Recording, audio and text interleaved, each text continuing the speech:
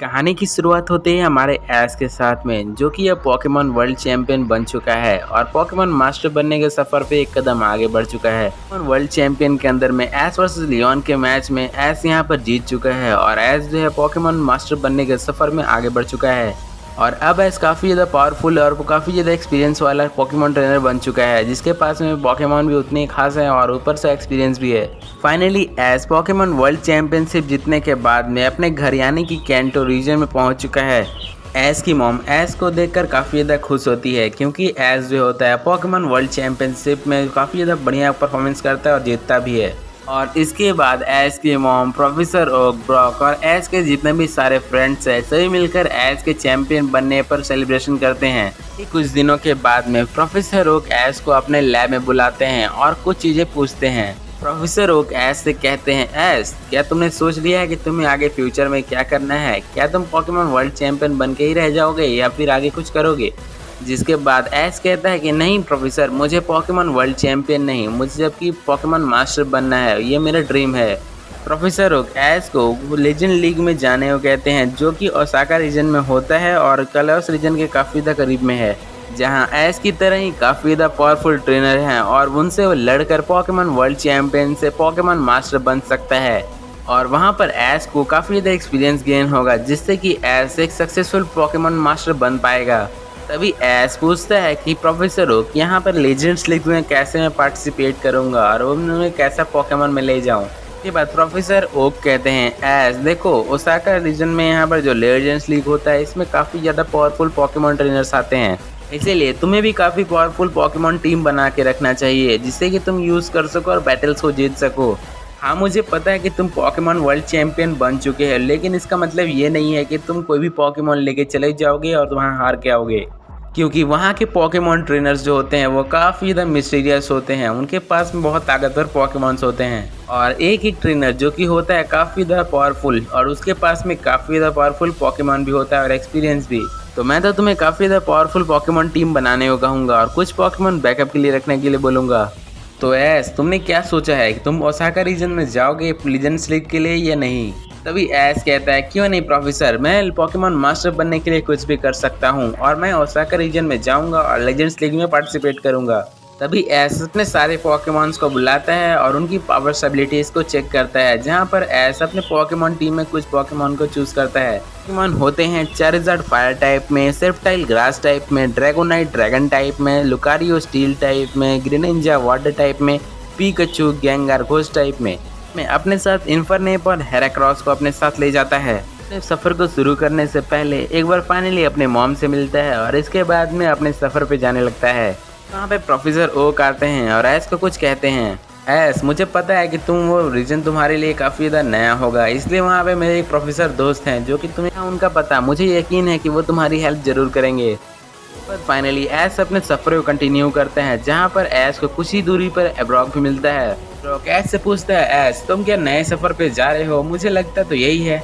ऐश कहते हैं, हाँ ब्रॉक मैं एक नए सफ़र पे जा रहा हूँ जिसका नाम है लेजेंड्स लीग, वहाँ पे मैं पार्टिसिपेट करने जा रहा हूँ। ब्रॉक कहते हैं, ऐश तुम सही कह रहे हो ना, ओसाका रीजन में जो लेजेंड्स लीग होता है वही ना?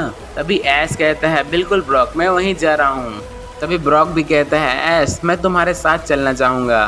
दोनों अपने सफ़र पर निकल जाते हैं और एक हवाई यात्रा के बाद में फाइनली वो कलौस रीजन में पहुँच जाते हैं। फाइनली ऐश और ब्रॉक जो होते हैं वे कलौस रीजन में पहुँच जाते हैं, जहाँ पहुँचकर सबसे पहले ऐश जो होता है पोकेमॉन सेंटर में जाता है और अपने पोकेमॉन्स के हेल्थ चेक करवाता है।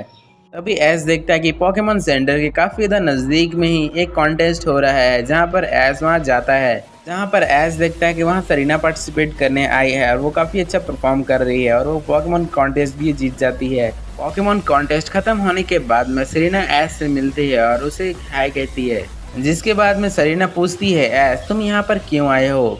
जिसके बाद ऐश कहता है, मैं यहाँ पर लेजेंड्स लीग में पार्टिसिपेट करने आया हूँ। सरीना कहती है, लेजेंड्स लीग तो ओसाका रीजन में होता है, तो तुम यहाँ पे कैलाउस रीजन में क्या कर रहे हो? तभी ऐश कहता है, मैं यहाँ पे ग्रेनिंजा के लिए आया हूँ और मैं उसे लेकर जाऊँगा। तभी ऐश लुकारियो को चूज करता है और ऑरा का महसूस करने को कहता है। लुकारियो को एक ऑरा महसूस होता है, जिसके बाद में लुकारियो जो होता है आगे जाने लगता है और उसके पीछे पीछे ऐश, सरीना और ब्रॉक आते हैं। ऐश को भी एक ऑरा महसूस होता है और इसके बाद में वो ग्रेनिंजा के साथ में बॉन्ड हो जाता है। तभी एस ग्रेनिंजा को हाय कहते हैं और उसे अपने लीजेंड्स लीग में चलने को कहता है।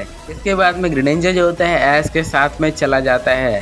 धीरे धीरे शाम होने लगती है और जिसके बाद में यहाँ पर सभी लोग सरीना के घर पे पहुँच जाते हैं, जहाँ पर सरीना जो होती है एस और ब्रॉक को रात का डिनर सर्व करती है। इसके बाद में सभी लोग सो जाते हैं। एस जब सुबह उठता है तो एस देखता है कि सरीना अपनी मॉम से कुछ कह रही होती है, जहाँ पर वो कुछ सुनता है। उसकी मॉम जो होती है हाँ करती है और इसके बाद में सरीना जो होती है एस के पास में आती है। इसके बाद सरीना कहती है एस मैं भी तुम्हारे साथ में आना चाहूंगी और मैं भी अपना एक्सपीरियंस गेन करना चाहूंगी। इसके बाद में एस ब्रॉक और सरीना सभी लोग ओसाका रीजन के लिए चले जाते हैं, जहाँ सबसे पहले पहुंचकर एस जो होता है पोकेमॉन सेंटर में जाता है और वहाँ पर लेजेंड्स लीग के लिए रजिस्टर करवा लेता है। और इसके बाद में तभी एस को एक नोटिफिकेशन आता है कि उसका पहला जिम बैटल होने वाला है। इसी के साथ में एस को ये भी बताया जाता है कि उसे 8 जिम बैटल जीतने होंगे, जिसके बाद ही एस जो होता है क्वालिफाई कर पाएगा पोकेमॉन लेजेंड्स लीग के लिए। इसके बाद में एस अपने सारे पोकेमॉन को निकालता है और इसके बाद में उनसे कहता है कि क्या तुम रेडी हो। बाद एस ब्रॉक और सरीना सभी मिलकर जिम की तरफ चले जाते हैं और एस का पहला मुकाबला देखने लगते हैं। एस का पहला मुकाबला केन के खिलाफ होता है, जो कि काफी ज्यादा पावरफुल पोकेमॉन ट्रेनर है। साथ ही में वो एक जिम लीडर भी है, जिसके कारण वो काफी ज्यादा पावरफुल है। केन एस से कहता है एस क्या तुम रेडी हो। इसके बाद एस भी कहता है हाँ मैं रेडी हूँ। इसके बाद केन अपना पहला पोकेमॉन चुनता है, जो कि होता है गार्चम्प। एस भी अपना पहला पोकेमॉन चुनता है, जो कि होता है ग्रेनिंजा।